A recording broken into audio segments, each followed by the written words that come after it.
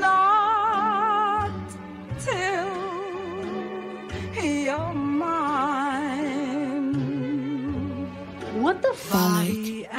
Jsem tu jenom proto, abych dal ven svojí message. Chtěj mě umlčet, ale já se nenechám zrušit. Nechám svůj čistej tok myšlenek proudit. Budu říkat pravdu, kterou nemůžeš soudit. Tohle není tvůj average rap bullshit. Tohle je ten sound, při kterým začne srdce bušit. Tohle je ten sound, který nemůžeš utišit. Tohle je ten sound, o kterým nebudeš tušit. Nepotřebuju ani refrén, abych ti řekl, co mám v hlavě. Ty slova, který říkám, zní ve tvých uších zuřivě. Ale já jsem chill, ty jako ice, jakože mrazivě. Ale teď jdu přímo k věci, tak poslouchej mě. Máme tady ostrovy, který se skládá jenom z plastu. Máme tady děcka, který neodolaj chlastu. Máme tady lidi, který musí si dát dávku. Máme tady lidi, který mají v kapse jen 100. Planeta je dost zničená, co s tím máme v plánu dělat? Papírový brčka, kilínky, další možnosti hledat. Většina světa nemá co jíst, většina má hlad. Všude samej Green Deal, ale co ten války dopad? S tím nám nikdo nepomůže, hlavně prachy sosat. Ale v klidu a bez hlavy nechaj nevinný umírat. Hlavně, že mají pozemky, kde můžou kopat. Mezi tím vyprodukujou další odpad.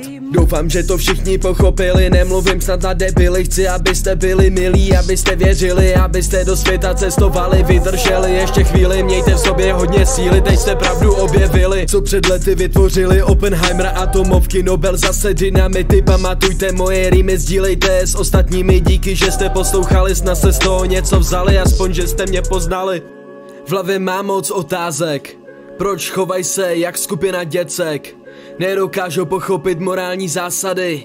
I přes protesty dělají další výsadky. Můžete mi někdo vysvětlit, kam ten svět spěje? Politik se na rozhovoru do ksichtu směje. S takovejma lidma se fakt špatně pracuje. Bez tady těch lidí by se všem žilo blaze. Potom co to uslyším, budou bochat saze. Potom co to uslyšíš ty, nebudeš mlze. Budeš chápat, že tenhle systém nefunguje. Potom pochopíš, proč se tady furt bojuje. Tohle je konec toho mýho rantu. Nemusím být ani sprostý, abych ti řekl pravdu. Řekni mi, kdy bude mít v koutku čistou vodu. Řekni mi, kdy uvědomí si, že mají vadu. Řekni mi, kdy budou mít čistou hlavu. Řekni mi, kdy přiznají, že tolik věcí tají. Povím ti to nikdy, hlavně, že moc peněz mají. Snaží se tím kompenzovat svoje péro malý.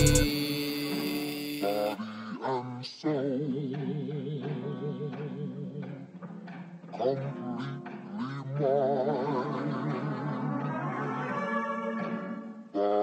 and soul.